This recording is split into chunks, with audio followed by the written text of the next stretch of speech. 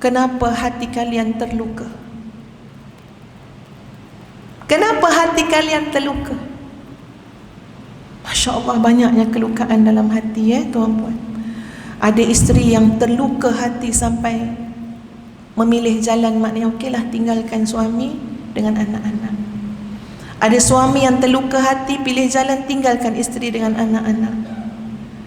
Ada mak ayah yang terluka hati dengan anak, dah tak nak peduli, dah biarlah, dia kata lantaklah budak tu. Betul tak tuan-puan? Terlampau banyak kelukaan, terlampau banyak kesakitan.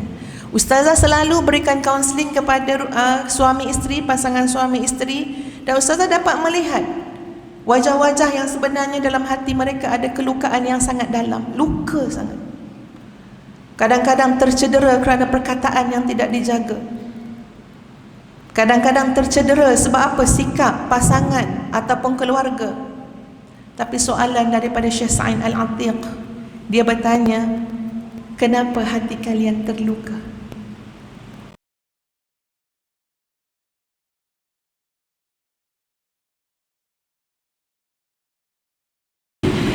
Bismillahirrahmanirrahim. Assalamualaikum warahmatullahi wabarakatuh. Allahumma lakal hamdu hatta tarda, wa lakal hamdu idza radita, wa lakal hamdu ba'da ar-ridha. Wa usalli wa usallim ala nabiyyina wa habibina wa syafi'ina wa zukhrina Muhammad sallallahu alaihi wasallam wa ala alihi wa ashabihi ajma'in. Amma ba'd. Terlebih dahulu yang ustazah hormati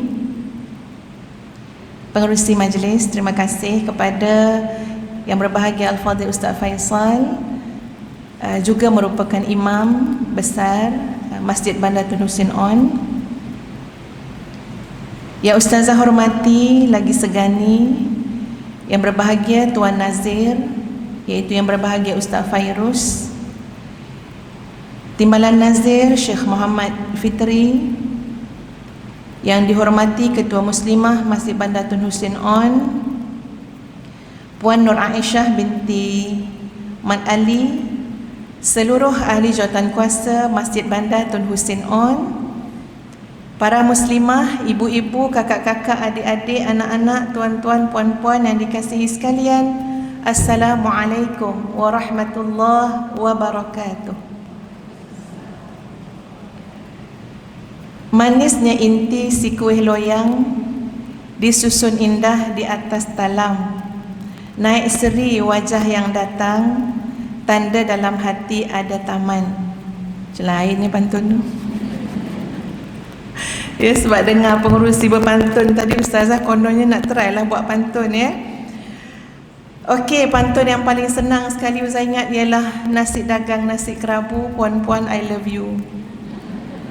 Apa khabar semua para muslimah, tuan-puan sekalian?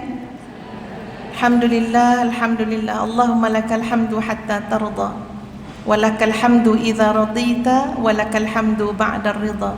Seluruh puji-pujian kita rafakkan ke hadrat Allah Azza wa Jalla yang mengizinkan pertemuan kita pada pagi ini.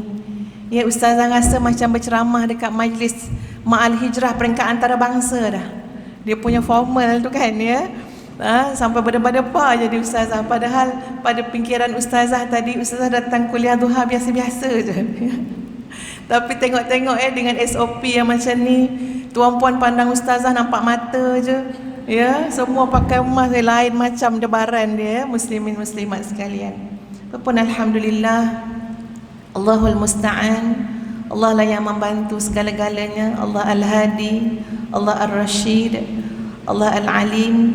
Ya, segala-galanya adalah Allah yang maha bijaksana, ya lagi maha sempurna. Sahabat-sahabat semua, kita borak sikit lah ya, sebelum kita masuk pada tajuk hati yang terluka. Nampak gaya banyak yang terluka ni ya.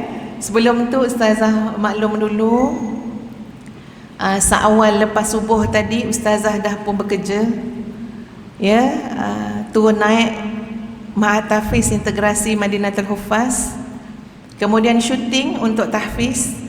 Datang tim daripada Murtada Dakwah Center yang nak menolong kami untuk pembangunan Ma'had Tahfiz Integrasi Madinatul Huffaz fasa yang kedua. Jadi hari ini syuting lain daripada yang lain sikit, iaitu ustazah kena menemankan suami ustazah untuk memasak. Ikut cakap pengarah je lah, ya, sebagai maknanya berkongsi resepi dengan semua yang membantu Ma'had Tahfiz Integrasi Madinatul Huffaz. Jadi pagi-pagi dah syuting buat nasi goreng budu. Siapa pernah rasa nasi goreng budu? Angkat tangan. Pernah? Siapa yang buat? Buat sendiri. Resepi ambil kat mana? Suami orang Kelantan, ya. Ustazah nak sangat sebenarnya bagi para muslimat rasa nasi goreng budu tu. Sedap, insya-Allah lah. Ni masuk bakul angkat sendiri, ya. Buat nasi goreng budu. Lepas tu tadi bekerja-kerja ustazah nak datang ke sini, dan ustazah ada rasa terkilan sikit sebab tak sempat salam suami. Puan-puan, siapa sini tak salam suami nak datang tadi? Angkat tangan. Masak nasi goreng budu juga? Syuting juga? Siapa yang tak sempat salam? Angkat tangan. Meh, kita mengaku jujur-jujur. Angkat tangan tinggi-tinggi. Tuan-puan tak ada rasa terkilan? Allahu Akbar. Ustazah terkilan tuan-puan. Ya, mesej dekat ustaz minta maaf, bukan niat nak keluar-keluar macam tu tak salam. Tapi ustazah tadi terkejar-kejar. Dalam kereta rasa macam ada benda tak kena. Perjalanan ni macam ada benda tak kena. Rupa-rupanya, Masya Allah, tadi nak keluar rumah tidak bersalam-salaman dulu dengan suami. Sebab tuan-puan sekalian, kok mana pun dalam hidup kita, kita diamanahkan oleh Allah, ya, untuk mentaati suami karenanya dan meletakkan suami kita itu pada tempat yang sewajarnya. Ya, termasuk sifat tawaduk kita dengan suami. Ini tuan-puan sekalian kena dilatih, ya, kena sentiasa dihidupkan hati. Kita latih dengan jalan, ya, salam sebelum keluar. Selalu bersimpuh dekat kaki suami tuan-puan untuk minta nasihat, walaupun hati kita mungkin terluka. Okey, memang suami dah cakap dah tak payah salam lah, pergilah kalau pergi kuliah ustazah kan, bolehlah, ya. InsyaAllah kita sama-sama buat yang terbaik. Tak apa, itu cuma mukadimah ustazah. Kita akan masuk sahabat-sahabat kepada perbincangan kita pada pagi ini. Tajuk kita adalah hati yang terluka. Siapa yang tak pernah terluka, sila angkat tangan. Tak ada, ya? Belakang-belakang ada, belakang tiang yang angkat tangan. Siapa yang kerap kali terluka, angkat tangan. Angkat tangan tinggi-tinggi yang kerap kali terluka. Tak apa, muka tak nampak pakai mask, angkat je lah tangan. Subhanallah tuan-puan sekalian, ustazah bukan saja je bawa tajuk ni nak bagi bombastik ke, nak apa ke, tidak. Tapi sebenarnya ada sebab, ya. Satu malam ustazah mendengar ceramah ataupun syarahan daripada Syekh Said Al-Atiq. Masa tu ustazah buka YouTube Syekh Said Al-Atiq tu macam tak sengaja je, bukan plan-plan sangat pun. Sebab ustazah rasa macam payah pula mata ni nak tidur. Ya, waktu tu dah pukul 11 lebih, dekat nak pukul 12 malam dah. Buka YouTube Syekh Said Al-Atiq, orang Arab tuan-puan sekalian. Masya Allah, dia sedang menyebut, dia tentang berceramah, memberikan syarahan tentang keadaan hati manusia yang kadang-kadang terluka, yang kadang-kadang sedih, yang kadang-kadang risau, yang kadang-kadang takut, macam-macam keadaan penyakit hati manusia. Daripada ustazah dengar 11.30 ataupun 11.45 tuan-puan, Masya Allah, Masya Allah, indahnya mendengar tausiah daripada beliau sampai 1.30 pagi ustaz dengar. Ini bukan saya saja buat cerita, tapi memang betul, tengah-tengah dengar tu, dia bukan pakai dengan ustazah, ya, tapi itulah keadaan yang berlaku. Tengah-tengah dengar tu hujan turun. Ustazah bukan kait hujan tu sebab ustazah ya. Tapi betul ketika itu hujan turun sampai terdetiklah mati ustazah. Cepat Nur Hafizah, mungkin ini waktu Allah nak ampunkan dosa kamu. Jangan fikir nak tidur sekarang. Ya. Dan waktu tu saya rasa ya Allah, semua ini bukan kita rancang tapi adalah takdir ketentuan Allah. Mungkin itu waktu Allah nak bagi kita keampunan. Kita banyak dosa tuan-puan sekalian. Mungkin itu waktu Allah nak bagi kita taufik dan hidayah. Ustazah dengar apa yang Syekh Said Al-Atiq sebut, bercakap tentang jiwa yang terluka, yang kadang-kadang sedih, menangis dan sebagainya. Dan subhanallah tuan-puan sekalian, bila Syekh tu mengatakan qala al-ulama man lam yahzan la yadkhulul jannah. Siapa yang tak pernah rasa sedih, tak pernah rasa terluka, dia tak akan masuk syurga. Allahu Akbar. Tersentak ustazah tengah malam tu tuan-puan. Qala al-ulama, kata Syekh, man lam yahzan la yadkhulul jannah. Siapa tak pernah sedih, tak pernah terluka dalam hidup dia akan hatinya itu, dia mungkin tak masuk syurga. Ada bukti ke kata-kata ini? Ada sandaran hujah ke kata-kata ini? Lanjutan daripada itu, Syekh Said Al-Atiq telah membacakan surah Fatir ayat yang ke-34. Bagaimana bunyinya surah Fatir ayat yang ke-34 tuan-puan sekalian? Ya, boleh sama-sama kita lihat dalam surah Fatir ayat 34. A'udzu billahi minasy syaithanir rajim. Wa qalu alhamdulillahi alladzi adhhaba 'anna al-hazan. Inna rabbana laghafurun syakur. Sadaqallahul azim. Ayat 34 surah Fatir menceritakan tentang orang-orang yang masuk syurga, orang-orang yang mewarisi jannatu adnin yadkhulunaha yuhallawna fiha min asawira min dhahabin wa lu'lu'a wa libasuhum fiha harir. Itu ayat 33 surah Fatir. Masuklah hamba-hamba Allah ini dalam syurga tuan-puan sekalian. Apa yang penghuni syurga kata? Wa qalul hamdulillah, segala puji bagi Allah, alladzi adhhaba 'annal hazan, yang telah menghilangkan daripada jiwa kami rasa sedih. Maknanya tuan-puan, masa dekat dunia ada rasa sedih tak? Ada rasa terluka tak? Ada. Ada rasa gelisah? Ada. Ada rasa tak sedap? Ada. Ada rasa kecewa sikit sebanyak? Ada. Semua itu adalah lumrah kehidupan manusia di atas muka bumi, sehingga saat manusia masuk dalam syurga memuji Allah, sebab dalam syurga tidak ada lagi kesedihan, tidak ada lagi terluka, tidak ada lagi sakit hati, tidak ada lagi kecewa seperti mana yang mungkin kita pernah rasa semasa kita hidup di dunia. Sentak ustazah tuan-puan, Masya Allah. Rupa-rupanya terlukanya hati kita dalam dunia ni pun adalah jalan untuk kita masuk syurga. Subhanallah. Tuan-tuan dan puan-puan sekalian, dan lagi sekali ustazah jadi masa mendengar ceramah Syekh Said Al-Atiq tu, bila dia sebut dalam bahasa Arab, ustazah tulis maksud dia. Dia tanya kepada kita semua, kepada para pendengar dalam ceramah beliau, dia bertanya, kenapa hati kalian terluka?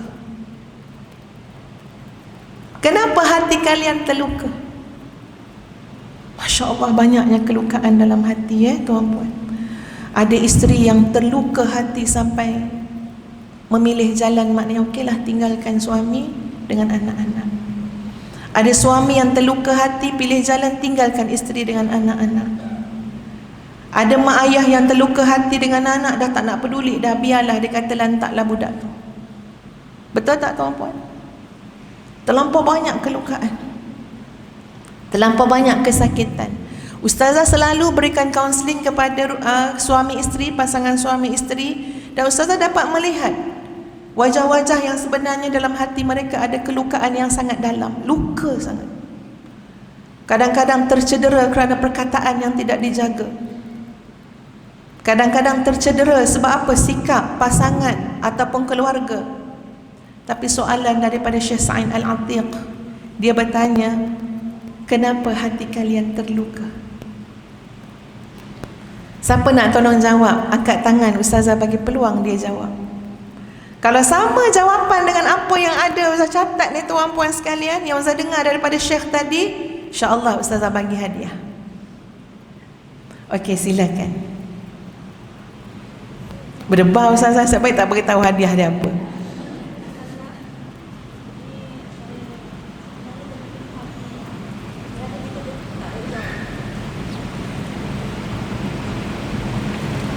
Baik, terima kasih pada Hajah yang jawab.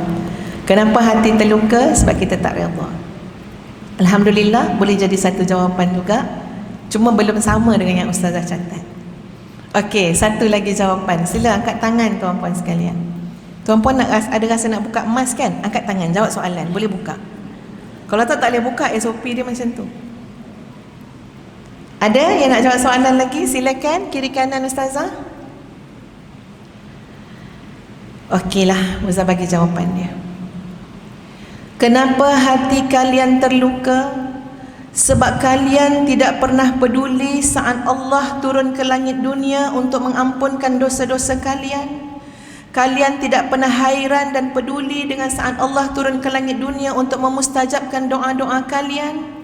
Sebab kalian tidak pernah peduli pada waktu sepertiga malam yang Allah sudi turun ke langit dunia untuk mendengar rintihan dan luahan hati kalian.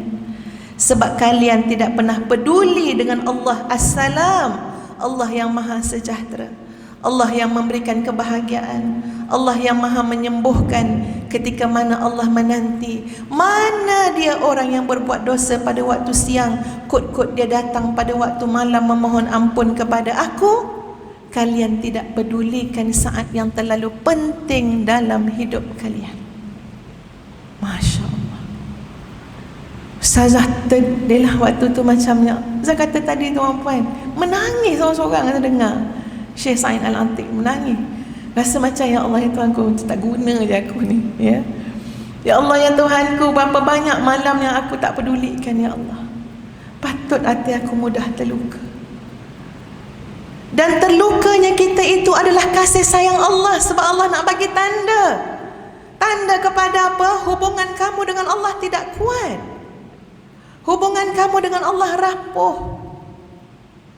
Panggilan Allah pada waktu sepertiga malam yang Nabi sebut, ia satu gambaran Allah sudi. Ya, ini macam gambaran lah, simbolik, maknanya begitu sekali Allah nak mendekatkan diri. Ia nak menunjukkan kedekatan Allah dengan hambanya. Semacam mencemar duli tuan-puan sekalian. Allah nak datang pada kita, nak mendengar suara kita, ya, nak memustajabkan doa kita, nak mengampunkan dosa kita, nak melapangkan hati kita, nak mensejahterakan hidup kita. Tapi kita tidak peduli pun dengan saat itu. Nampak sahabat-sahabat semua? Rasa macam betul tak apa yang Syekh Sa'id Al-Atiq sebut tu? Betul. Patutlah kita ni mudah terluka. Sebab ada saat yang besar yang manusia itu boleh yataladzat bid-du'a, yang dia boleh menikmati doa ketika itu, tapi kita sudah membiarkan puluhan tahun masa itu berlalu dalam hidup kita dan kita tidak menikmati hebatnya saat berdoa ketika itu. Sebab tu masalah kita tak kunjung selesai. Sebab tu hati kita ni mudah sangat terluka, mudah sangat kecewa, mudah sangat macam-macam lah, ya, sakit hati, gelisah, takut, bimbang, mudah sangat dapat penyakit hati. Kenapa? Sebab kita tidak meraihkan saat Allah turun ke langit dunia. Tak perlu kita nak perpanjangkan soal macam mana turun dan sebagainya, itu tak sepatutnya jadi perbahasan. Tapi cukup kita menggambarkan, memahami bahawa demikian sekali Allah menatang hamba-hambanya dengan penuh rahmat dan kasih sayang. Ya, kau ada masalah, ngadulah pada Allah. Kau ada hajat, mintalah dengan Allah. Kau ada dosa, bertaubat dan mohon istighfarlah kepada Allah. Tapi sayang, kita yang sebenarnya memilih untuk hidup dalam kesedihan, dalam kelukaan, sakit hati, benci, menyampah, sempit dada dan segala macam yang akan menyusahkan kita kerana kita tidak meraihkan satu saat yang paling besar dalam kehidupan kita semua. Rasulullah sallallahu alaihi wasallam bersabda, Allahu yastahyi min 'abdihi idza rafa'a ilaihi yadayhi ay yaruddahuma lahu sifra. Kita patut rasa bahagia dengan hadis ni. Sesungguhnya Allah rasa malu dengan hambanya apabila seorang hamba itu mengangkat kedua tangannya. Allah malu untuk membiarkan tangan itu turun dalam keadaan sifra, dalam keadaan pulang dengan tangan kosong. Masya Allah. Ya Masya Allah. Kita je malas berdoa. Betul tak tuan-puan? Kita je malas berdoa. Kita lebih rela meluah perasaan dekat media sosial. Macam-macam teknik kita buat. Kita kata ini teknik cara saya nak luah perasaan. Ya, silakan kalau itu salah satu daripada tekniknya. Tapi pendekatan yang paling utama, teknik yang paling asas, luahkan di hadapan Allah. Adukan di hadapan Allah. Bayangkan betapa hebatnya yang disebut ini tuan-puan sekalian. Allah merasa malu dengan hambanya. Hamba tu angkat tangan, Allahumma, Allahumma, Rabbana, Rabbana, Rabbana, ayyaruddahuma lahu sifra. Kemudian hamba tu lepaskan tangan, dan lepas tangan tu pula kalau tidak dimustajabkan, Allah rasa malu dengan hamba tersebut. Muslimin muslimat yang dikasihi sekalian, maknanya apa? Rawatan kepada hati yang terluka ialah raikan saat Allah turun ke langit dunia sepertiga malam. Tolong rebut waktu ni tuan-puan sekalian. Ya, dah ustazah bercakap ni pun banyak fasa juga yang ustazah lalui dalam hidup. Sama macam tuan-puan juga Allahu Akbar. Senjata kita adalah doa. Ustazah dah masuk fasa anak dewasa tuan-puan. Dulu masa anak kecil-kecil remaja, kita boleh letihkan sesuka hati kita nak. Betul tak? Kalau anak kecil, cakap je bila kita nak cakap. Jangan macam tu dek, kena begini dek. Macam tu, macam cakap je lah. Anak tu kecil kan, ya. Beritahu je, bimbing je. Tapi bila masuk anak dewasa tuan-puan sekalian, bukan semua yang kita nak cakap, kita cakap time-time tu. Ya. Dapat-dapat anak dah kahwin, lupa pula Ustazah dah ada menantu dah. Alhamdulillah, ya. Dapat-dapat anak dah dewasa tuan-puan sekalian, ya Allah ya Tuhan. Allah yang Maha mengetahui dalam hati ni betul ada kerisauan sebagai mak. Tapi kita tak boleh nak campur sangat urusan anak-anak yang dah dewasa ni macam dulu dia remaja. Dulu ustazah cakap dengan orang masa ustazah ceramah kan, ceramah ataupun orang tanya, ustazah macam nak buat ustazah anak menantu apa semua. Masa ustazah jawab, ustazah belum ada menantu kan, masa jawab tu anak masih kecil-kecil. Mungkin ketika ustazah menjawab, ustazah belum menghayati fasa itu. Tapi bila dah lalui tuan-puan, Masya Allah, dengan anak dewasa, lagi kita kena hikmah, lagi kena hikmah, lagi kena cermat. Sehingga ustazah temui tuan-puan sekalian, hikmah tu di mana? Dalam doa kita. Dalam doa.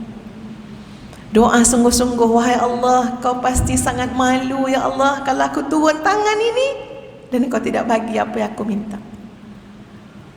Seperti mana yang aku faham daripada hadis Nabi SAW. Maka tolonglah ya Allah, berikan taufik dan hidayah kepada anak menantuku. Dah tambah dah menantu pula. Besok berikanlah taufik dan hidayah kepada anak menantu dan cucu-cucuku. Tolong ya Allah. Jadi Masya Allah tuan-puan sekalian, maknanya apa? Berlapang dada je kalau ada terluka-terluka tu normal, biasa. Ya, subhanallah, bahkan terlukanya hati kita, kecewa, sakit hati, semua tu insya Allah boleh jadi kebaikan kepada kita kalau itu membawa kita untuk meraihkan saat sepertiga malam yang disebut dalam hadis ketika mana Allah turun ke langit dunia. Boleh muslimin muslimat? InsyaAllah rawat hati kita yang terluka dengan apa yang telah Ustazah sebutkan tadi. Yang kedua, Ustazah sekarang ini sedang menjelaskan rawatan-rawatan kepada hati yang terluka. Okey? Yang kedua, apa rawatan kepada hati yang terluka? Rawatlah dengan sabar dan solat. Rawatlah dengan sabar dan solat. Ada seorang syekh, dia sebut begini, dia kata, yusalli ala hawahu i'lam anna hayatahu mutadhabdhibah. Siapa yang salat atas nafsunya, ya tuan-puan, ada orang salat ala zikrillah, ada orang salat ala hawahu, ada orang salat tadi ala zikrillah, maknanya salat dia betul-betul di atas ingatannya kepada Allah. Daripada Allahu Akbar, daripada ambil wuduk, daripada niat, ya betul-betul tawajuh hati dia kepada Allah. Yang ini result dia lain. Okey? Tapi orang yang yusalli ala hawahu, orang yang salat atas nafsunya, bukan betul-betul tawajuh kepada Allah. I'lam, ketahuilah, inna hayatahu mutadhabdhibah, sesungguhnya hidupnya akan jadi tunggang langgang.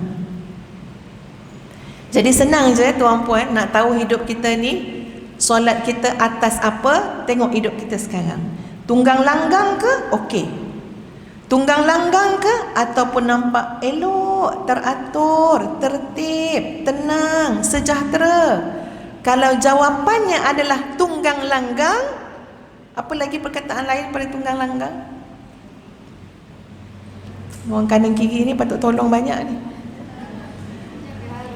Huru hara, simpang perenang, apa lagi? Maka itu adalah petanda muslimin muslimat, solat kita bukan di atas zikrullah.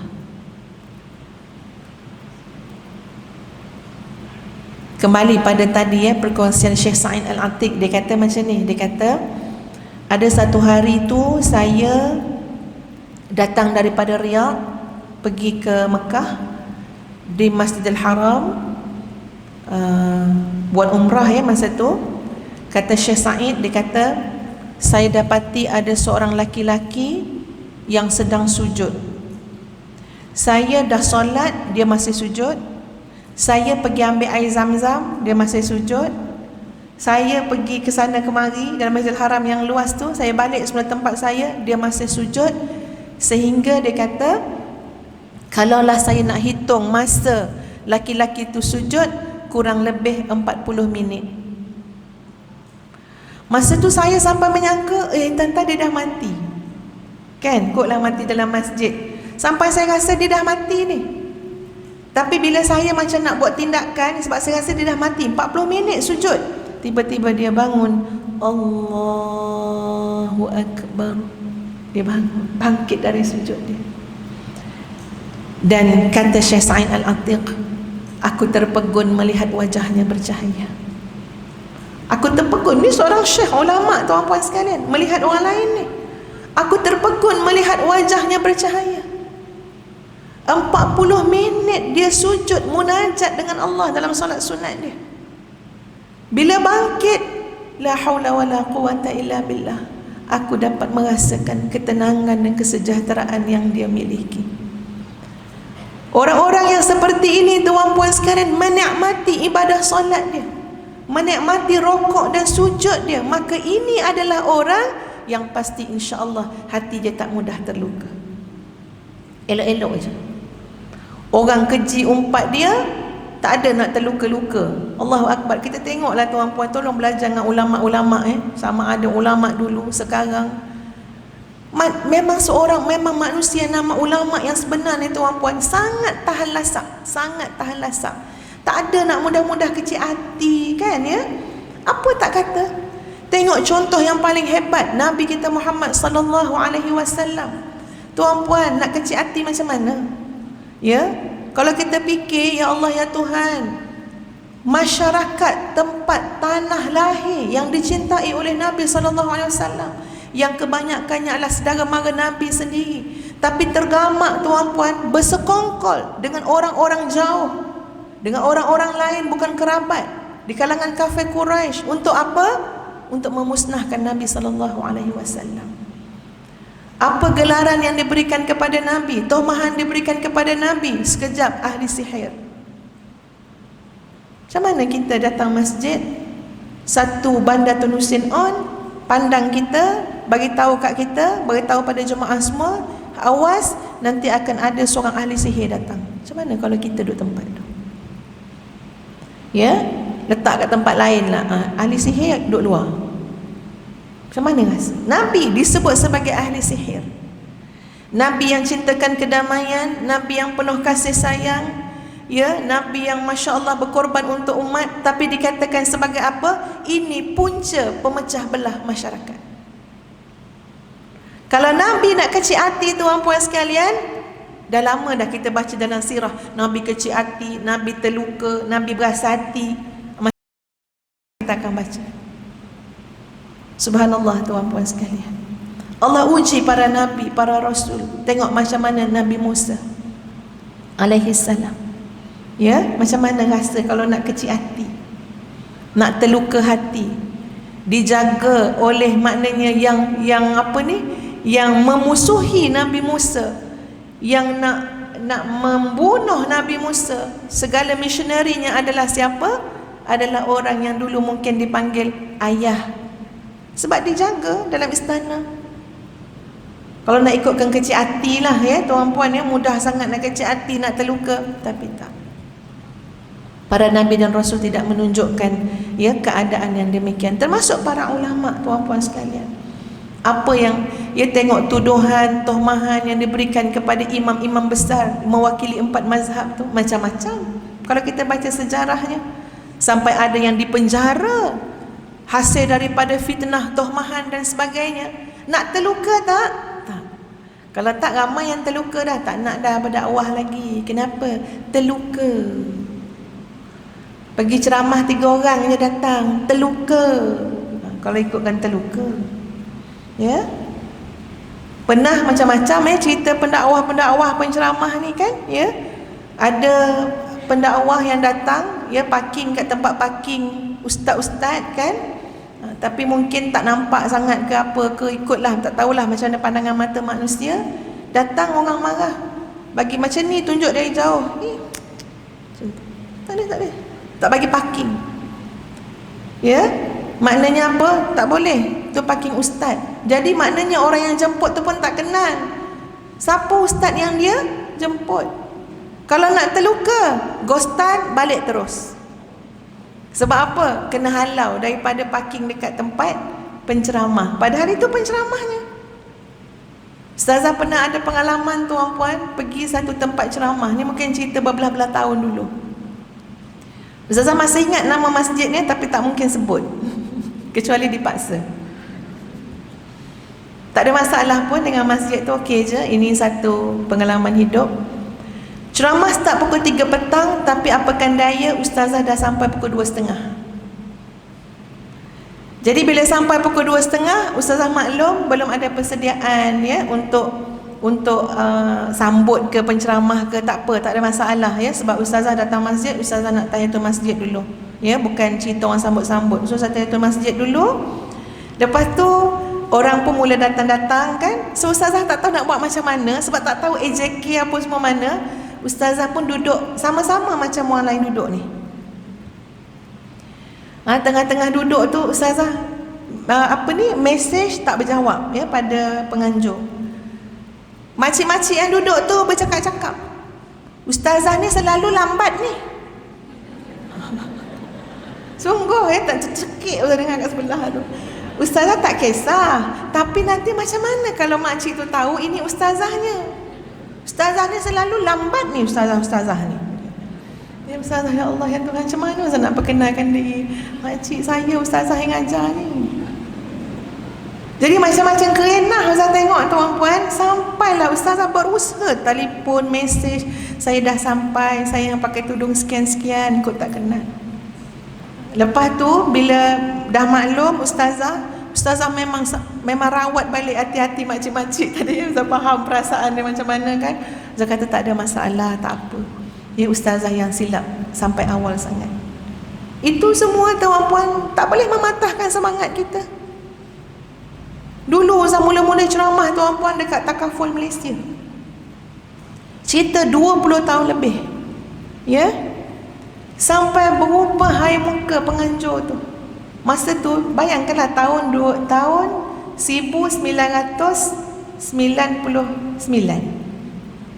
Lama dah kan ya, ataupun tahun 2000 mungkin. Lama sangat dah. Bukan macam sekarang ya, kesedaran masyarakat kepada program-program kuliah agama. Daripada jam 12.45 sampai 1 suku tunggu orang tuan-puan. Ustazah nunggu je. Dengan pregnantnya masa tu. Datang AJK tu.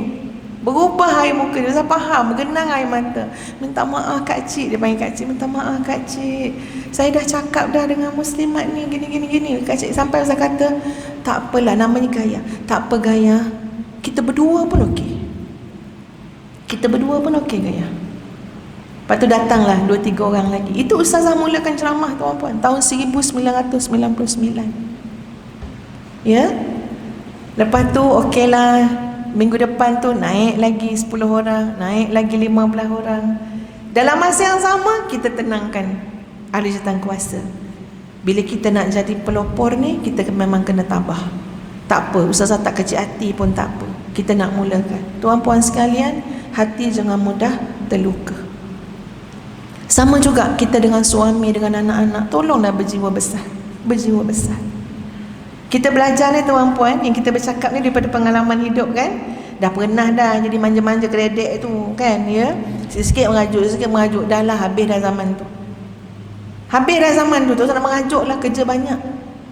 Betul tak tuan-puan? Tak usah nak terluka lah ya. Ustazah kaedahnya senang je. Hati tu kalau cepat sangat terguris, terluka, sebenarnya memang hati tu ada penyakit. Allah nak bagi signal je. Sebab kalau hati tu mantap tuan-puan sekalian, hati tu akidahnya mantap, hati tu bersih, dibersihkan selalu melalui proses tazkiyatun nafsi, hati tu tak mudah terguris. Hati tu okey-okey je. Itu keyakinan Ustazah lah tuan-puan. Sebab Ustazah selalu rasa kadang-kadang kecil hati, kadang-kadang terguris. Nampak sangat apa dia? Kamu ni mungkin dah kurang tazkiyatun nafsi, dah kurang bersihkan hati. Sebab dalam keadaan tuan-puan, cuba bayang macam ni ya. Katalah, ini kita cakap jujur-jujur, katalah masalah kita dengan suami, kecil hati dengan suami tak begitulah, suami beginilah kan.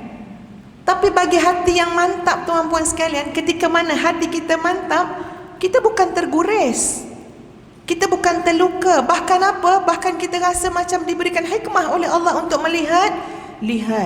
Saksikan dengan hati kamu, rasakan dengan jiwa kamu betapa yang maha sempurna adalah Allah. Bahkan suami yang telah mengikrarkan kasih sayangnya kepada kamu, bahkan isteri yang mengatakan cintanya kepada kamu. Ini kalau untuk suami kan. Bahkan semua orang yang berusaha untuk menyenangkan hati kamu, tapi ketahuilah bahawa mereka adalah manusia yang lemah. Kita tak marah pada orang yang menyakitkan kita tuan-puan. Sebab apa? Sebab jadi jalan, dia jadi wasilah untuk kita melihat keagungan dan kesempurnaan Allah. Maha suci Engkau ya Allah yang tidak pernah mengecewakan aku. Maha suci Engkau ya Allah yang tidak pernah mendukacitakan aku. Maha suci Engkau ya Allah yang tidak pernah menzalimiku. Akulah yang telah menzalimi diriku sendiri, meletakkan hatiku kepada makhluk, dan sekarang aku kecewa. Aku yang zalim pada diri sendiri, meletakkan habis segala-galanya pada manusia, dan sekarang aku terluka. Terima kasih ya Allah, dengan jalan ini Engkau menunjukkan kepada aku. Sekarang beralih hati kita, jiwa kita biar menghadap kepada Allah yang maha sempurna. Terluka tak tuan-puan? Tak ada. Bahkan cuma rasa kasihan lah kalau ada orang melukakan hati kita tu, kesian. Ya, doa supaya Allah berikan keampunan dan Allah islah sajalah ya keadaan kita dan dia dengan lebih baik. Muslimin muslimat yang dikasihi sekalian, Yang kedua yang telah Ustazah sebut tadi adalah rawatlah masalah hati kita, kelukaan hati kita dengan sabar dan salat. Alangkah indahnya masa kita baca Al-Fatihah, kita sebut iyyaka na'budu wa iyyaka nasta'in. Tuan-puan, saya nak tanya, tuan-puan boleh tolong jawab juga. Macam mana cara tuan-puan untuk bangun tahajud? Kunci jam ke? Yang berlaku dalam hidup selama ni, ya? Macam mana kadang-kadang cara Allah menggerakkan tuan-puan tahajud? Kunci jam lagi?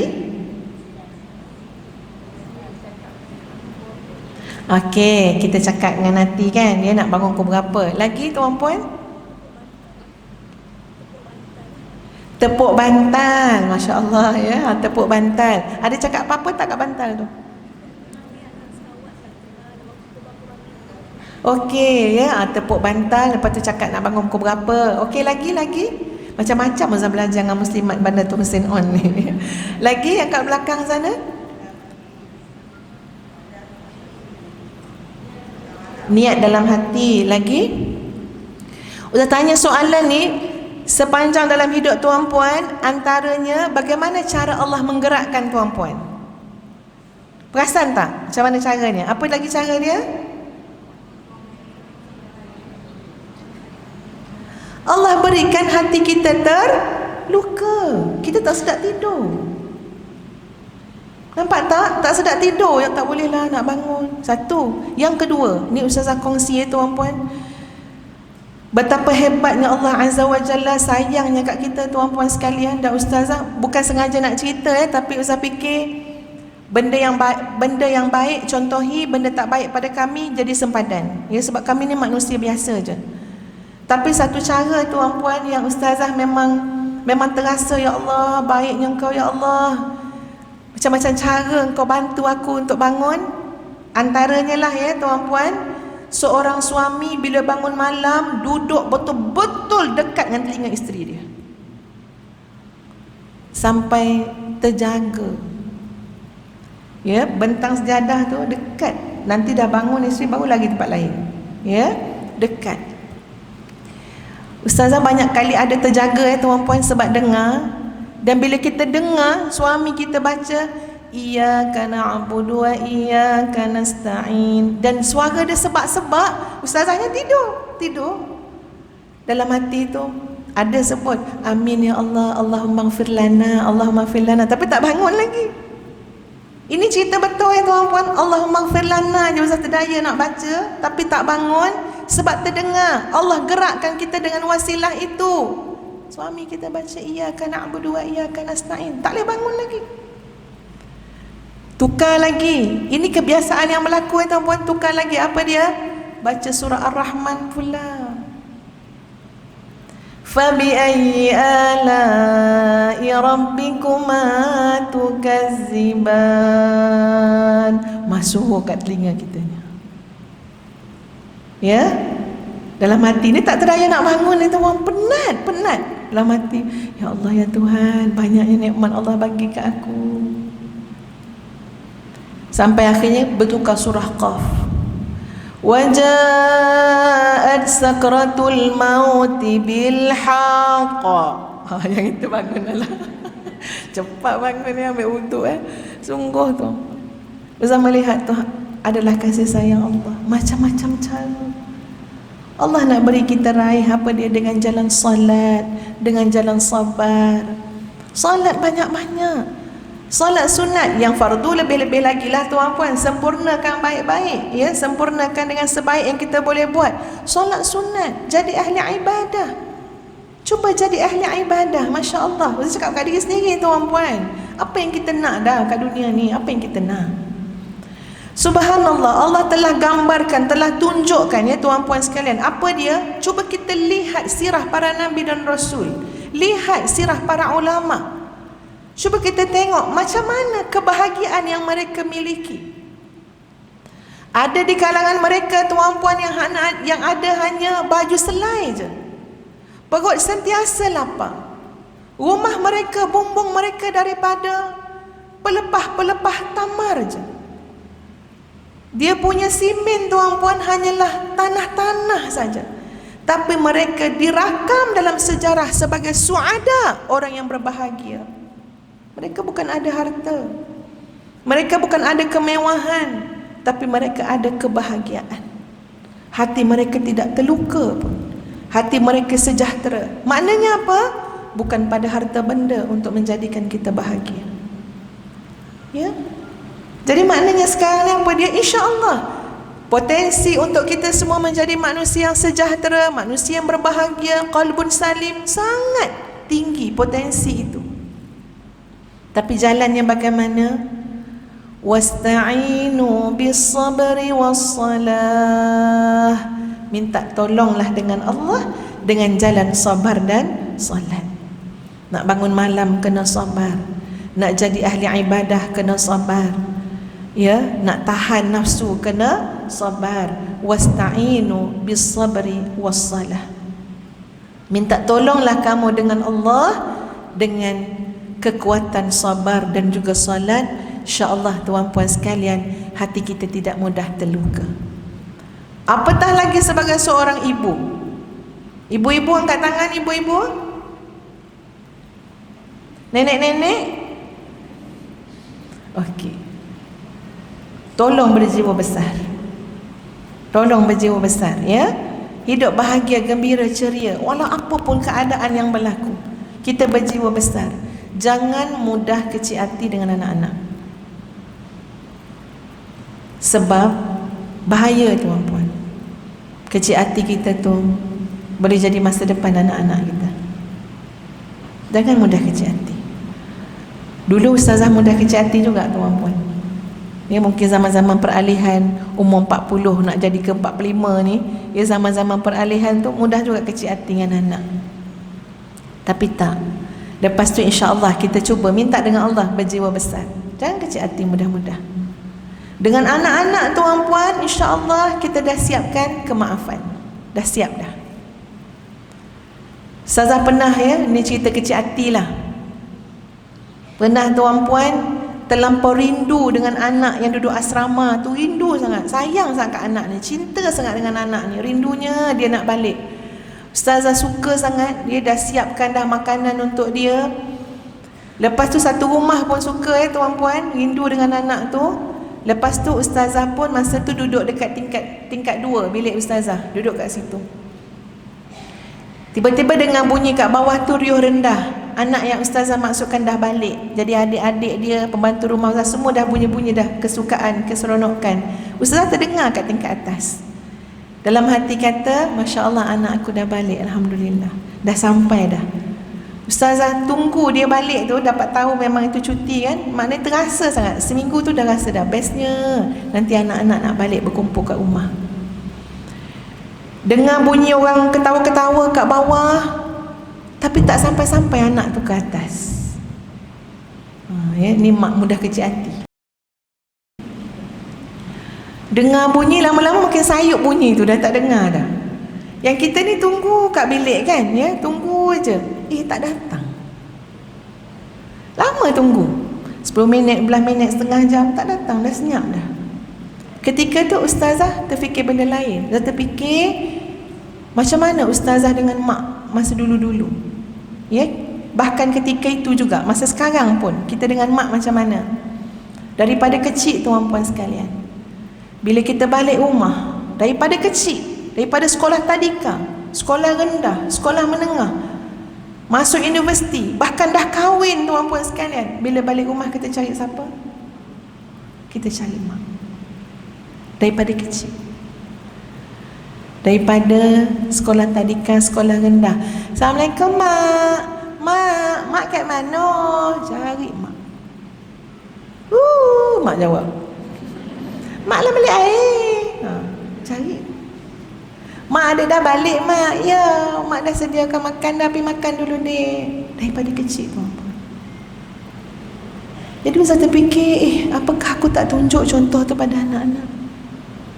Bahkan dah tua tuan-puan, balik rumah, Assalamualaikum, Assalamualaikum. Katalah dah jumpa abah dah, tapi belum salam dengan mak.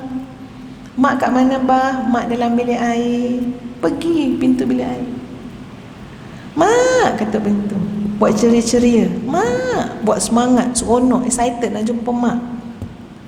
Mak jawab, ya, siapa tu? Mak kata, Kak Cik ni dah balik, Mak. Ya Allah, anak bertuah, kata. Sampai dia dah, ya. Mak dah siapkan semua tu, Kak Cik. Bawa Zahar dengan anak-anak makan. Dah, Mak dah siap semua dah. Tapi kita tahu kita diajar oleh ibu ayah kita. Yang paling mahal dalam rumah itu adalah ibu dan ayah kita. Duduk, simpuh kat tepi pintu. Duduk aja. Kalau ada handphone, main handphone dulu. Ya? Jawab WhatsApp dulu. Sekarang mak keluar daripada tandas. Mak keluar daripada tandas, dia terkejut tau kita kat depan pintu. Ya Allah, anak bertuah ni. Ditunggu kita. Ya, lepas tu kita pun salam. Mestilah mak, Kak Cik balik nak jumpa mak, salam. Masa salam tu tuan-puan, terenjut-renjut mak. Kenapa terenjut-renjut? Nangis dia bila ada anak dia yang balik rumah untuk jumpa dia. Tak ada selera makan selagi tak jumpa mak. Ustazah terfikir benda tu, Masya Allah, aku tak tunjuk dengan anak-anak selama ni. Jadi kecil hati. Ya, tunggu tak naik, turunlah kita. Kita pun turun tengok anak tu tengah makan, sedap-sedap makan. Umi ada ke? Dia kata, ya. Jadi kita tu hati tu dah macam, alah kan ni kenapa lah tak datang cari kita dulu kan. Ni pasal cerita sungguh-sungguh ni, terang-terang ni tuan-puan sekalian. Lepas tu duduk, ya, nak cakap terus, nak tegur, takut nanti anak kita sampai-sampai pun dah jadi tak ngam pula dengan kita. Tapi kita ni ada rasa kecil hati tuan-puan sekalian. Apa nak buat? Ini cerita ustazah yang benar ketika itu, ya. Ustazah tulis surat kepada anak yang sangat ustazah cintai, yang ustazah harap ia jadi lebih baik daripada ibu dan ayahnya. Seorang hafizah Quran anak tu tuan-puan. Tapi Ustaz kena bimbing dia untuk apa? Untuk berbakti pada kedua ibu bapanya, untuk jaga dan tatang hati kedua ibu bapa ni. Tulis surat, maafkan Umi, ya. Umi hanya bercakap sebab apa? Sebab ini perintah Allah. Memang susah nak jaga hati mak ni, betul tak tuan-puan? Susah nak jaga hati mak, tapi itu perintah Allah. Tulis. Yang anak baca, anak tu nangis, anak tu datang minta maaf. Itu pengalaman saya dalam hidup. Tapi akhirnya ustazah fikir, Masya Allah, aku kena berubah. Boleh nak nasihat anak, nak tegur anak apa semua, tapi hati kita kena hati yang besar. Jiwa kita kena jiwa besar. Jangan mudah-mudah kecil-kecil hati. Ya, kena jiwa besar. Sebab kita adalah murabbiyah, pendidik kepada anak kita. Kalau kita kecil hati, nanti perkataan yang keluar daripada hati yang kecil tu lain kan perkataan yang keluar kan. Yelah, siapalah mak ni, kan dah lain bunyi tu kan, ya. Tapi bila hati kita besar, jiwa kita besar, Masya Allah, kita mendidik dengan penuh kasih sayang. Kita berikan kemaafan kepada anak-anak. Ada masa tuan-puan dengan anak-anak, ada masa geram yang macam hold dululah, malah nak cakap maafkan, hold dulu. Boleh pula main hold. Tapi bila kita berjiwa besar tuan-puan, kita dah siapkan kemaafan untuk anak-anak kita. Umi bukan nak menghukum anak-anak dalam hidup, tak. Umi nak menjadi pemudah cara untuk kalian masuk syurga. Ustaz belajar daripada ibu-ibu yang ramai, ibu-ibu berjiwa besar tuan-puan. Bahkan Ustaz percaya di hadapan ibu-ibu berjiwa besar tak mudah hati nak terluka. Ustaz bagi contoh, ya tuan-puan. Mak ustazah tua dah, usia dekat nak sampai 80. Masya Allah, ustazah belajar secara tak langsung bagaimana nak jadi ibu yang tak mudah terluka dan berjiwa besar. Ini Ustaz belajar daripada mak ustazah tuan-puan. Jarang bila kita telefon, mak selalu telefon. Kalau subuh-subuh, lepas subuh tu, itu mak lah yang telefon, satu rumah tahu. Tapi jarang kalau telefon mak tanya, bila nak balik ni Kak Cik. Jarang tanya soalan yang saya rasa boleh melukakan hati sendiri. Ya, kalau saya jawab, minggu ni tak boleh balik mak, nak pergi Bandar Tun Husin On. Ya, Minggu depan pun tak boleh juga, nak pergi ceras pula. Contohnya lah, mak tak pernah tanya bila nak balik ni kak cik, tak pernah. Mak telefon dengan gembira tanya, apa khabar nak mak, cucu mak apa khabar. Enjoy je, happy je. Tak pernah tanya bila nak balik. Tapi bila ustazah balik, anak-anak balik, Masya Allah, tidak terperi keriangannya. Tak terperi. Riang yang amat-amat nampak. Sampai je ke halaman rumah, tak boleh masuk dulu, kena round tengok bunga-bunga mak kat taman-taman mak tu, kat halaman tu. Tengok bunga ni kak cik, ni pagi dia kombang karang ni bau wangi, tengok. Dia tahan dah lama tu nak bagi anak tengok bunga tu. Ya. Dan bila kita dah balik rumah, tak pernah tanya berapa hari kat rumah. Boleh jadi soalan tu jawapan dia boleh melukakan. Kalau seorang mak mengharapkan seminggu, tiba-tiba kita jawab, mak pagi esok dah nak balik KL dah. Mak tak tanya pun berapa hari nak duduk rumah. Bahkan pernah kadang-kadang mak sekap jarang, mak kata macam ni, esok nak balik pagi ke petang kak cik? Dia dah bagi jawapan, esok. Itu macam menghiburkan diri sendiri tu, apa? Nak jaga hati dengan anak. Sebab kalau terkucil hati mak dengan anak, tersakit hati mak dengan anak, tersedih hati mak dengan anak, kecewa hati mak dengan anak, anak tu kesian. Kesian untuk ustazah juga, ya, yang sangat lemah untuk jadi anak yang berbakti pada mak ayah, sangat lemah. Kecuali ustazah mohon mak ayah ustazah, ampunkanlah ustazah, sediakan kemaafan. Tak tanya. Tapi kalau saya kata, mak, lama tau mak kasih balik kali ni, 4 hari contohnya lah, ya Allah riang. Rupanya dah bersusun dah agenda mak. Hari ni kau hantar mak sini, esok sini, ni 4 hari punya agenda dah siap. Tapi tak pernah cakap dengan anak. Tuan puan, bukan ustazah seorang je perasan, anak-anak siapa perasan. Allah Umi, Wan tu kan ya Allah independen sangat. Ustazah letakkan minyak kan, dia kata dia selalu mak selalu siram-siram bunga tu kan, angkat air kan, jadi belikat tu sakit. Bila saya balik kampung tu, mak kata tolonglah kak cik sapukan minyak kat belakang mak. Nanti tak apalah mak, kak cik urut sekali Ustaz nak urut tak payah, dia cakap. Ustaz urut juga, dia pegang tangan, tak payah urut kak cik, tak payah urut, letak minyak je. Tak apalah mak, kak cik urut. Tak payah kak cik, mak tak nak menyusahkan anak. Kalau badan mak ni dibiasakan urut, nanti dia nak diurut sentiasa. Anak-anak mak berkojo. Ustazah dengar, Ustazah peluk mak Ustazah, ya Allah, itu teruknya aku ni kan, ya. Mak tu jaga sampai tahap tu tuan puan, tak nak biasakan badan diurut, cukup letak minyak je. Sebab apa? Nanti badan tu nak macam tu, anak-anak tak ada. Ya, mak saya duduk kat Jempol, saya duduk kat Kuala Lumpur. Sampai tahap tu tak nak bagi rasa apa, jangan sampaikan beras hati dengan anak. Ya, tak ada anak balik ngurut kaki, ngurut badan. Sampai tahap tu, Masya Allah. Saya sedang belajar jadi ibu yang lebih baik tu, berjiwa besar. Dalam berjiwa besar, pendidikan yang kita bagi tu akan lebih menyentuh, akan lebih berkesan. Kalau kita mudah terluka, mudah kecil hati, nanti kita akan banyak dipengaruhi dengan perkataan-perkataan yang lebih menjurus kepada perbalahan dan perpecahan daripada penyatuan. Tengok macam mana kalau suami kecil hati dengan isteri, isteri kecil hati dengan suami. Ayatnya nak bersatu ke nak berpecah? Selalunya berpecah. Ya, selalunya jadi lebih berbeza. Tapi bila seorang suami dengan tawaduknya, ya, dengan kasih sayangnya, tidaklah mudah berkecil hati dengan isterinya, bahkan menyediakan kemaafan, bahkan tahu bahawa isterinya perlu dididik, ya, perlu disantuni. Masya Allah, ustazah fikir itu jauh lebih baik kesannya daripada merajuk kecil hati. Ya, lepas tu mulalah keluar perkataan-perkataan yang menyebut kadang-kadang, ialah ingat senang ke nak masuk syurga, ya, ciri-ciri ahli neraka. Boleh nak sebut itu, dalam kaedah disebut at-targhib wat-tarhib, ya.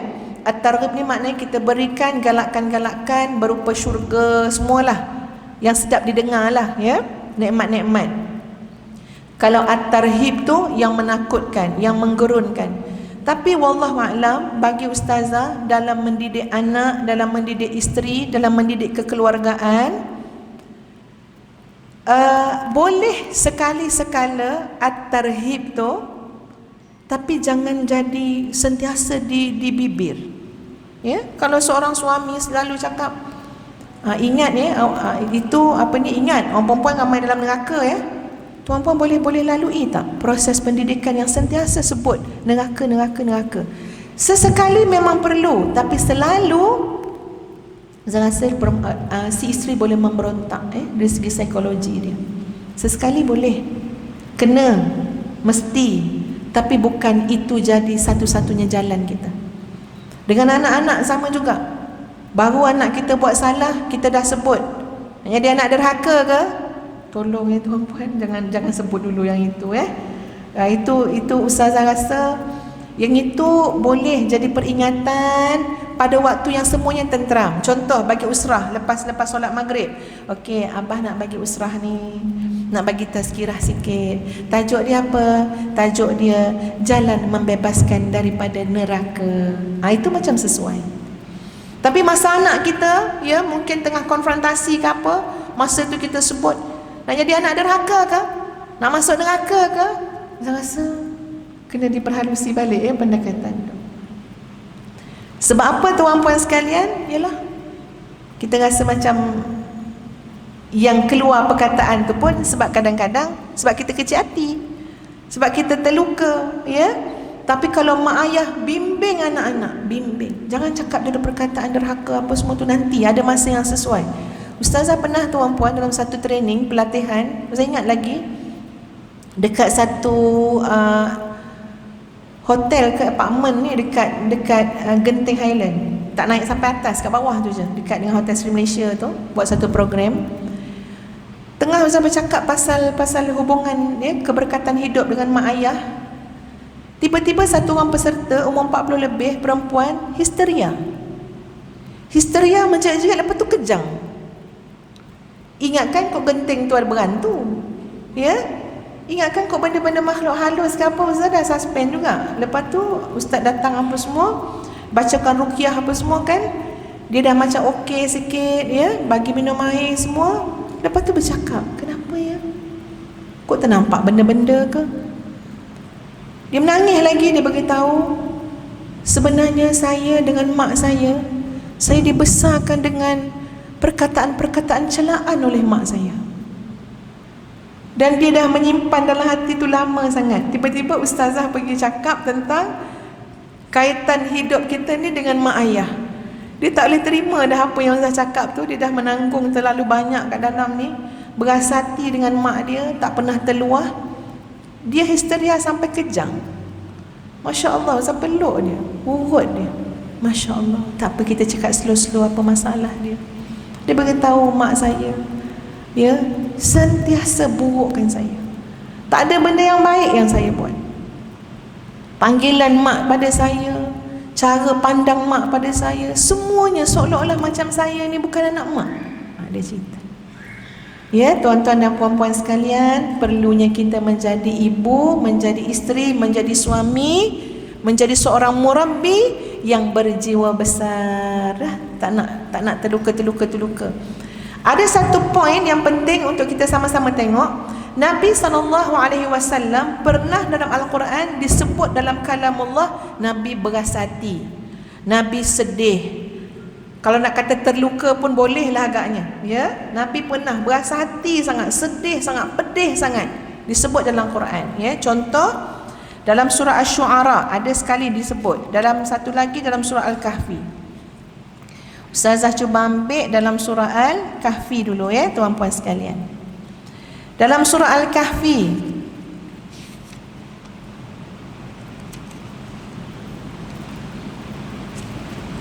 ya, juzuk 15. A'udzubillahi minasyaitonirrajim. فَلَعَلَّكَ بَاخِعٌ نَفْسَكَ عَلَىٰ آثَارِهِمْ إِن لَّمْ يُؤْمِنُوا بِهَذَا الْحَدِيثِ أَسَفًا. Itu dalam surah dalam surah Al-Kahfi. Perkataan bakhi'un, fala'allaka bakhi'un nafsaka. Dalam surah Asy-Syu'ara pun ada juga bakhi'un ala nafsik. Maksud dia apa? Boleh jadi kamu wahai Muhammad sallallahu alaihi wasallam sampai membinasakan diri kamu kerana terluka. Sampai membinasakan diri kamu kerana sedih yang amat-amat pedih yang ditanggung oleh nafsak, jiwa kamu. Ada Al-Quran sebut fala'allaka bakhi'un nafsak. Boleh jadi kamu mencederakan diri, memudaratkan diri, membinasakan diri. Bahkan kita boleh tengok dalam tafsir menyebut boleh jadi kamu diri. Bayangkan tahap tu tuan-tuan. Kenapa Nabi pedih sangat? Kenapa Nabi sedih sangat? Kerana manusia yang mengatakan kepada Allah apa yang dusta dan palsu. Itu memang sangat menyedihkan jiwa Nabi sallallahu alaihi wasallam. Apabila ada manusia yang mengatakan perkara yang dusta tentang Allah. Apa dia perkara dusta dan batil tu? Mengatakan Allah itu ada anak dan diperanakkan. Ya? Sebab tu kita tengok dalam surah Al-Kahfi daripada ayat yang keempat, wa yunzirul ladzina qalu ittakhadallahu walada, dan diberikan peringatan kepada orang-orang yang mengatakan bahawa Allah itu ada anak. Ya? Jadi tohmahan-tohmahan kepada Allah, kebatilan yang disebutkan kepada Allah itu ditanggung oleh Nabi. Fala'allaka bakhi'un nafsak. Boleh jadi sampai kamu membinasakan diri kamu sendiri kerana manusia tidak beriman, bahkan mengatakan kepada Allah sesuatu yang tidak benar. Kalau kita tengok surah Al-Kahfi tuan-puan, ada kesinambungan dengan surah Al-Isra sebelum tu. Makna kata Allah paling tak redha, sangat tak suka orang yang mengatakan pada Allah yang tidak benar, yang batil, kata Allah ada anak. Dalam maksud yang sama, di sebalik itu apa dia? Allah sangat redha, sangat suka orang yang mengatakan ya tauhid kepada Allah Azza wa Jalla. Seperti mana dalam surah Al-Isra, surah atas sebelum surah Al-Kahfi, ayat terakhir, ayat 111. A'udzu billahi minasyaitonir rajim. Wa qulil hamdulillahilladzi lam yattakhidh walada wa lam yakul lahu syarikun fil mulk wa lam yakul lahu waliyyun minadh-dhulli wa kabbirhu takbira. Dan katakanlah segala puji bagi Allah, lam yattakhidh walada, Allah tak ada anak. Jadi kita sebut alhamdulillahilladzi lam yattakhidh walada wa lam yakul lahu syarikun fil mulki wa lam yakul lahu waliyyun minadh-dhulli wa kabbirhu takbira. Allah redha sangat dengan ayat ni. Kita sebut. Kalau tuan-puan perasan, ya, imam masjid, perasan tak? Ya, ada sebahagiannya buat macam tu. Lepas bagi salam kan, Assalamualaikum warahmatullahi, Assalamualaikum warahmatullahi. Bila dia nak start wirid-wirid tu, ayat ni lah. Wa qulil hamdulillahilladzi lam yattakhidh walada wa lam yakul lahu syarikun fil mulk wa lam yakul lahu waliyyun minadh-dhul. Lepas tu baru start Astaghfirullahalazim. Perasan tak tuan-puan sekalian? Ya. Termasuk juga kalau kita tengok Nabi pun ada sebut ya, dalam hadis Nabi status dia dhaif ya. Hadis di mana Nabi sebut kalimah-kalimah yang boleh menghilangkan penyakit-penyakit kat dalam, termasuk yang terluka tadilah, insya-Allah sembuh. Macam mana Nabi ajarkan tawakkaltu 'alal hayyil ladzi la yamut walhamdulillahilladzi lam yattakhidh walada wa lam yakul lahu syarikun fil mulk wa lam yakul lahu waliyyun minadh-dhul. Jadi kembali balik kepada apa? Kepada ayat tadi juga. Nabi SAW sangat duka cita, betul sesuatu yang boleh ya mendatangkan rasa sedih pada Nabi berkait dengan hak Allah. Bukan peribadi sendiri ya. Bukan semata-mata kerana orang tuduh Nabi begitu bini, orang nak bunuh Nabi, tak. Tapi bila manusia sebut kepada Allah sesuatu yang tidak benar, yang batil, Allah, lukanya hati, kecewanya hati, pedihnya hati. Sebab apa? Sebab subhanallah, Allah itu tidak boleh diletakkan apa pun sebarang bentuk sifat-sifat kelemahan, suci daripada segala kekurangan dan kelemahan. Tak boleh disamakan. Beranaklah, diperanakkanlah, sama sekali tak boleh. Jadi kembali kepada apa? Kembali kepada ayat-ayat tauhid, keimanan, keyakinan tauhid, untuk merawat hati kita. Dan dalam masa yang sama tadi Ustaz beritahu, Nabi SAW ada perasaan, ada rasa di hati Nabi, tapi itu yang melibatkan manusia yang bercakap kepada Allah yang tidak benar, manusia yang tidak menyahut seruan keimanan, manusia yang syirik kepada Allah. Itu jadi maknanya sesuatu dalam jiwa Nabi SAW. Sebab tu banyak bezalah kita dengan orang-orang soleh, tuan-puan. Orang soleh ni bangun malam menangis mikirkan ummah, nangis mikir ummah. Ya Allah, ya Tuhan, sahabat-sahabatku, saudara-saudaraku di Palestin, ya Allah. Kita nangis juga, masalah kita je tak habis-habis, daripada kecil sampai ketua. Itu je lah kitaran hidup kita. Jadi beza. Sebab apa jadi beza? Sebab besar kecil jiwa tu pun beza, sudut pemikiran pun berbeza-beza. Jadi ustazah harap dan ustazah mohon kepada Allah, kita semua jadi manusia yang berjiwa besar. Dan insya-Allah boleh jadi berjiwa besar bila pandangan kita luas, perhatian kita juga luas, niat kita juga besar. Kita nak jadi manusia yang bermanfaat pada ummah. Jadi yang kecil-kecil semua settle insya-Allah. Tak mudah kecil-kecil hati pada benda yang remeh-temeh. Kenapa? Kita ada wawasan besar. Apa wawasan besar kita? Nak bawa keluarga kita mewarisi syurga Firdaus. Jadi takkan jadi remeh-temeh, takkan jadi melukakan hati. Boleh tuan-puan sekalian? Nak bawa keluarga masuk syurga Firdaus. Sikit-sikit ni tak load ke hati. Semua dah okey dah. Jangan gaduh-gaduh dengan suami, jangan terluka, jangan kecil hati. Kenapa? Sebab kita banyak nak bincang pasal masa depan anak-anak. Tak payah nak gaduh-gaduh, sebab kita nak rebut waktu malam, bangun suami isteri jadi adz-zakirinallaha katsiran waz-zakirat. Laki-laki yang banyak ingat Allah dan wanita yang banyak ingat Allah. Anak-anak kita perlu kepada doa-doa kita. Tak payah nak gaduh-gaduh, harmonikan saja hidup. Berjiwa besar tuan-puan. Kalau nak ikutkan kecil hati, banyak tak isu dia? Lambat-lambat. Dia terlampau banyak. Tapi tak, berjiwa besar, kena berjiwa besar. Baik, muslimin muslimat yang dikasihi sekalian, yang ketiga, rawatlah hati yang terluka dengan mengambil hikmah.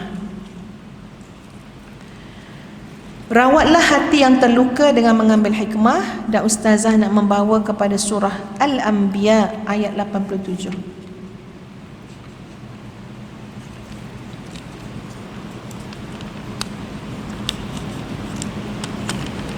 Ada satu kisah tentang seseorang yang merajuk dalam surah Al-Anbiya ayat 87. Masya Allah. Kalau boleh kita guna istilah merajuk itulah.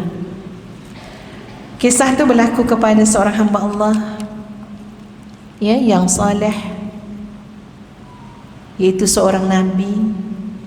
Dalam ayat yang ke 87 surah Al-Anbiya, A'udzu billahi minasyaitonir rajim. Wa dhannuni idh dhahaba mughadiban fa dhanna an lan naqdira alayhi. Siapa hamba Allah tu? Nabi Yunus. Dalam sejarah sirah-sirah para nabi dan rasul ni, ada seorang nabi yang dah berdakwah bertahun-tahun, dah lama dah berdakwah, tapi sampai kecil hati jugalah, sampai geram jugalah. Sebab apa? Sebab masyarakat tidak menerima dakwah yang dibawa oleh Nabi Yunus ketika itu. Al-Quran menggambarkan perasaan, emosi, keadaan Nabi Yunus dengan jelas dalam ayat ini. Idzahaba mughadiban. Nabi Yunus berlalu pergi meninggalkan ummah tadi dalam keadaan mughadiban, rasa geram, nak marah. Ustazah, nak kita tengok ayat ni tuan-puan, kita selaraskan dengan kehidupan masing-masing sebagai ibu, sebagai ayah, sebagai suami, sebagai isteri. Kita pun ada rasa nak marah. Kita pun ada rasa geram. Bila nak marah, bila nak geram, nak keluar. Betul tak? Ya, nak menyendiri, nak tinggalkan kalau boleh, macam-macam. Nabi Yunus dah rasa marah, dah rasa geram. Zahaba mughadiban, pergi, berlalu, meninggalkan umat itu dalam keadaan rasa geram. Dan panjang cerita yang berlaku, disebut juga dalam surah yang lain, ya, tentang cerita Nabi Yunus. Nabi Yunus naik kapal. Kapal itu bocor. Takdir Allah belaka. Takdir Allah belaka. Fazanna an lan naqdira alaih. Dan dia menyangka Allah tidak ada kuasa atas apa yang berlaku. Ya, Allah tunjuk kuasa Allah. Nabi Yunus naik atas kapal tu tuan-puan sekalian, Allah takdirkan kapal itu bocor. Bocor sikit, maknanya mula nampak air masuk, air masuk, air masuk. Sekarang ada yang memberikan cadangan, ya, untuk mengelakkan daripada cepat karam sebelum sampai kapal ini mesti dikurangi bebannya. Kena ada orang yang dicampakkan ke dalam laut. Masya Allah, ya, kalau kita duduk situ memang berdebar lah. Kena ada orang yang kena dicampakkan dalam laut. Tuan-puan, ini hamba Allah yang saleh, seorang Nabi. Kita kalau kita fikir kan, kalau kita baik, kita lah yang akan diselamatkan daripada dicampak. Kalau kena campak, kecil hati pula. Ya, patutnya. Kita pun kadang-kadang kecil hati, ya tuan-puan. Kita dah banyak solat, banyak puasa, tak dapat apa yang kita nak. Ada rasa-rasa macam lalu melintas ke hati tu, ya. Rasa macam terguris, tak tahu dengan siapa, kan, ya. Sampai masa tuan-puan sekalian dibuat undian. Masya Allah, qadar Allah. Tengok ayat tadi, fazanna allan naqdira alaih. Dia menyangka kami tak ada kuasa atas sesuatu, atas perkara itu. Maka kali pertama buat undian, keluar siapa nama tu? Nabi Yunus. Okeylah, mungkin silap kot kali pertama, ya. Pakat-pakat doa lagi, okey, buat kali kedua. Keluar juga nama Nabi Yunus. Masya-Allah. Qaddarallah. Ketentuan Allah. Kes apa ni? Kes pergi merajuk tadi.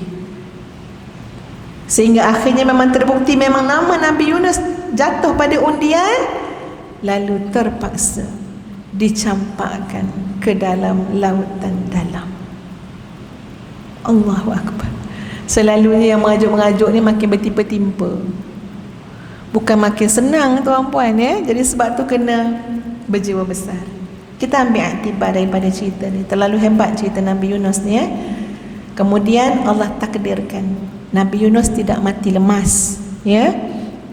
Allah takdirkan datang ikan, ya, dan selamat Nabi Yunus dalam perut ikan. Tak ada dimakan dia ikan ni, tak ada potong kaki ke apa, tak ada, ya. Kita faham-fahamlah ikan, ya. Dalam perut ikan, dalam 3 kegelapan. Kegelapan apa? Kegelapan perut ikan, kegelapan malam, kegelapan lautan dalam. Masya Allah. Semua tu gelap-gelap, gelemak, gelap yang amat. Untuk kita berfikir tuan-puan, ambil hikmah apa dia? Susah-susah kita pun mungkin belum lagi setaraf dengan 3 kegelapan. Betul tak tuan-puan? Ya, apa masalah kita pun mungkin belum setaraf dengan 3 kegelapan. Masih banyak sinar-sinar cahaya lagi. Baru sikit-sikit je Allah bagi ujian. Tapi Nabi Yunus semacam kemuncak tuan-puan. Gelap 3 lapisan. Dalam perut ikan, gelap malam, gelap lautan dalam yang gelap gelita. Tapi Allah mendatangkan hikmah yang besar, bahawa di sana ada jalan keselamatan. Kita selalu cari solusi ya tuan-puan ya. Cari apa-apa masalah itu ini, cari solusi. Alhamdulillah, carilah. Ya. Memang banyak pendekatan ilmu semua boleh cari. Tapi jangan lupa yang paling utama yang Allah dah cakap dalam Quran. Apa dia? Fanada fi zulumat, maka dia telah menyeru Allah, telah memanggil Allah dalam kegelapan-kegelapan itu, yang tidak ada manusia dengar seruan tersebut. Terpekik terlolong, siapa nak dengar? Dalam perut ikan, dalam lautan dalam malam yang gelap, siapa dengar? Mustahil ada manusia yang dengar. Suara apa sangatlah yang keluar tuan-puan sekalian. Tapi subhanallah, Allah yang maha mendengar. Fanada fi zulumat, Allah sebut dalam kalam Allah, Nabi Yunus telah menyeru Allah, memanggil Allah dalam kegelapan. Apa yang telah diseru, apa yang telah diperaku, apa yang telah dilafaz, apa yang telah disebut oleh Nabi Yunus? Allah ilaha illa anta subhanaka inni kuntu minadh dhalimin. Ini hikmah yang besar pada semua yang merajuk, yang terluka, yang susah payah dalam hidup. Apa dia? Kembalilah memperakukan tauhid kita kepada Allah. Tuan-puan kadang-kadang nak macam-macam doa, nak doa ni, balik-balik pada doa ni, balik semula pada doa. Macam-macam doa dah kongsi, tapi jangan tinggal doa ni. Apa dia?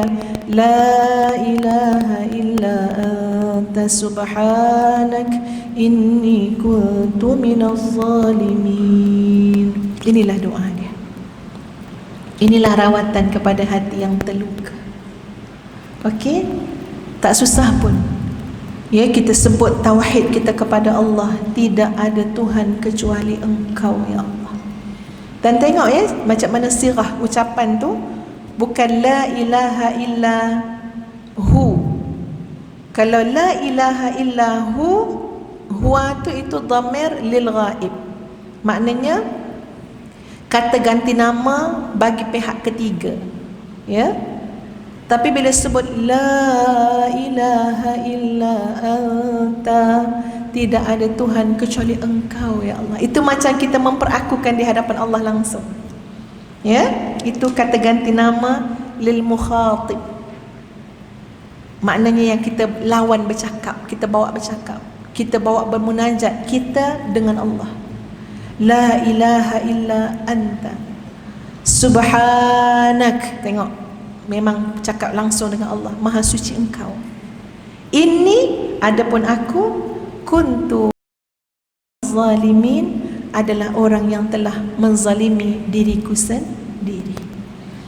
Jadi yang ketiga sahabat semua, rawatan hati yang terluka adalah dengan mengambil hikmah. Kita akan dapat ilmu, dapat hikmah, belajar daripada jalan tadabbur ayat-ayat Al-Quran. Cari ilmu.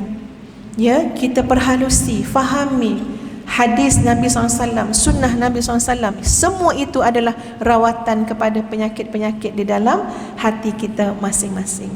Ustazah sangat berharap tuan-puan sekalian agar semua yang hadir, ya, sama ada mendengar secara langsung ataupun tidak langsung, benar-benar menjadi manusia yang berbahagia di dunia dan di akhirat.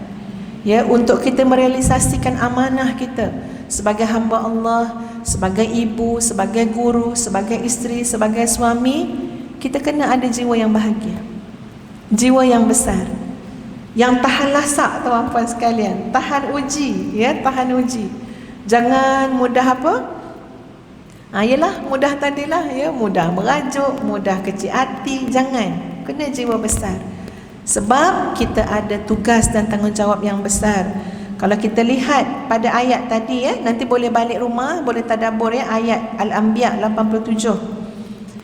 Pada ayat 88 Allah sebut, A'udzubillahi minasyaitonirrajim, fastajabna lahu wa najjaynahu minal gham wa kadzalika nunjil mu'minin. Maka kami mustajabkan dan kami selamatkan daripada gham, daripada kesusahan, kesukaran, kesedihan, semua. Dan demikianlah kami menyelamatkan orang-orang yang beriman. Jadi sahabat-sahabat muslimin muslimat yang dikasihi sekalian, ya mudah-mudahan semua ini kita ambil perhatian, menjadi rawatan untuk hati-hati yang sedang terluka. Baliklah ke rumah kita semua dalam keadaan berbahagia, dalam keadaan berjiwa besar, beriman dengan Allah, yakin dengan Allah. Ingat selalu, jangan mengajuk-ajuk. Ya, mengajuk ni sekarang ibarat masuk dalam zulumat. Ya, jadi pandai-pandai mengimbangi sikap kita dalam hidup, ya, kematangan kita dalam hidup, insya-Allah. Muslimin muslimat, ustazah beri kesempatan kalau ada 2 soalan, silakan, ya, sebelum kita akhiri. Ada soalan boleh angkat tangan.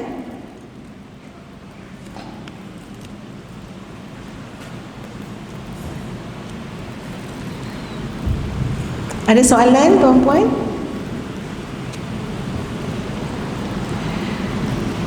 Okey, ustazah mencelah sekejap. Dalam ceramah Syekh Sa'id Al-Atiq, dia sebut macam ni. Kenapa kamu tidak dapat kebahagiaan? Ya, kenapa yang ada dalam hati kamu adalah kekecewaan? Sebab ketika kamu solat, hati kamu tidak menuju Allah. Lalu beliau buat satu perumpamaan. Ya, bagus perumpamaan dia. Ibarat seorang yang memakai kain ihram. Pakai kain ihram dan dia talbiyah. Labbaik Allahumma labbaik, labbaik la syarika laka labbaik. Tapi beli tiket kapal terbang pergi New Zealand. Okey? Turun dekat airport New Zealand, pakai ihram. Labbaik Allahumma labbaik, labbaik Allahumma labbaik. Agak-agak kita kata apa orang tu? Salah arah ni. Ya, salah beli tiket ni. Salah tuju ni. Orang tengok pakai ihram pun orang tahu kamu ni nak menuju Allah kan? Kamu ni patut pergi Baitullahil Haram. Kamu ni patut buat umrah. Kamu ni patut pergi haji. Orang kata apa? Mungkin tak makan ubat, mungkin sakit ni. Demikian kita bertelekung tuan-puan, kita bentang sejadah, kita macam dah ngadap kiblat. Semua orang kata kita nak solat. Betul? Tapi tidak, tujuan hati kita bukan kepada Allah. Jauh melencong. Sebab itu tidak bahagia. Sebab itu benda kecil-kecil pun melukakan, mengecewakan. Padahal itu semua adalah ujian untuk ketahanan je. Ketahanan, biar mantap, biar matang. Sebab apa? Sebab semua orang menyangka kita solat. Kalau tengok cara tu, macam orang pakai ihram tadi, kalau tengok cara pakai ihram, ada tak kata pergi tempat lain? Tak ada, pergi Mekah ni mana pula? Baca pula labbaik Allahumma labbaik, orang kata apa kat dia? Takbir raya ke? Tak, nak pergi Mekah lah tu. Tu talbiyah. Tapi Allah Maha mengetahui hati yang jauh terpesong. Dia tidak menuju Allah. Masya Allah. Ustazah cuba menghayati, ya, analogi yang dibawa oleh Syekh Sa'id Al-Atiq tu baik-baik. Dan rasa malu pula. Agaknya selama ni macam tu lah. Kita ni macam orang tak siuman, tuan-tuan. Macam orang tak siuman. Gaya kita tu macam gaya orang soleh, macam gaya ahli ibadah. Tengok ke gaya lah, ya. Tasbih kat tangan, sejadah semua. Ini bawa sentiasa SOP ni sejadah. Kan? Gaya tu macam gaya ahli ibadah dah. Tapi Allah Maha mengetahui tiket kita ke lain, niat kita ke lain. Jadi mudah-mudahan tuan-tuan dan puan-puan sekalian, ya, sama-sama kita koreksi diri, perbaiki diri, insya-Allah, dan kembali kepada kita nilai kebahagiaan as-sa'adah fid darain, kebahagiaan di dunia dan akhirat itu. Ya, jadi ustazah kira tak ada soalan, ya tuan-puan semua. Ke dah lapar ni. Ya, dah tak ada soalan. Ya, jadi itulah sekadar yang boleh ustazah sampaikan. Sekali lagi tuan-puan sekalian, terima kasih kepada pihak Masjid Bandar Tun Hussein On. Terima kasih kepada muslimin muslimat sekalian. Ya, sama-sama kita berdoa seperti mana doa dalam surah Al-Isra ayat yang ke-80. Macam mana doa dia? Wa qur rabbi adkhilni mudkhala sidqin wa akhrijni mukhraja sidqin waj'alni min ladunka sultanan nasira. Perbanyakkan doa ni. Jadi insya-Allah keluar masuk kita dalam segala urusan hidup tu elok-elok saja. Tepat je. Masa bila nak marah, masa bila nak elok, masa bila nak, semuanya tepat je. Kenapa? Allah keluar masukkan urusan hidup kita semuanya sedekin dalam keadaan yang benar, yang bertepatan, ya. Walaupun ayat ini secara lebih khusus tentang ya Fathu Makkah, Nabi keluar daripada Mekah pergi Madinah, lepas tu Nabi dapat masuk balik Fathu Makkah, ya, tapi dalam masa yang sama ini memberikan gambaran kehidupan kita, keluar masuk masalah, keluar lagi, masuk masalah lain lagi, semuanya dalam keadaan sedekin, dalam keadaan benar, dibantu dan ditolong oleh Allah. Hafazkan surah Al-Isra ayat yang ke-80. Wallahu a'lam. Sama-sama kita istighfar tuan-puan. Astaghfirullahalazim, astaghfirullahalazim, astaghfirullahalazim, astaghfirullahalazim li wa lakum. Assalamualaikum warahmatullahi wabarakatuh. Waalaikumsalam warahmatullahi wabarakatuh. Alhamdulillah. Terima kasih diucapkan kepada Yang Berbahagia Datuk Dr. Ustazah Nur Hafizah Musa yang telah menyampaikan perkongsian ilmu kepada kita semua pada pagi ini. Semoga memberi manfaat kepada kita bersama. Hadirin hadirat sekalian, dengar sudah, faham pun sudah. Moga ilmu terpahat lekat.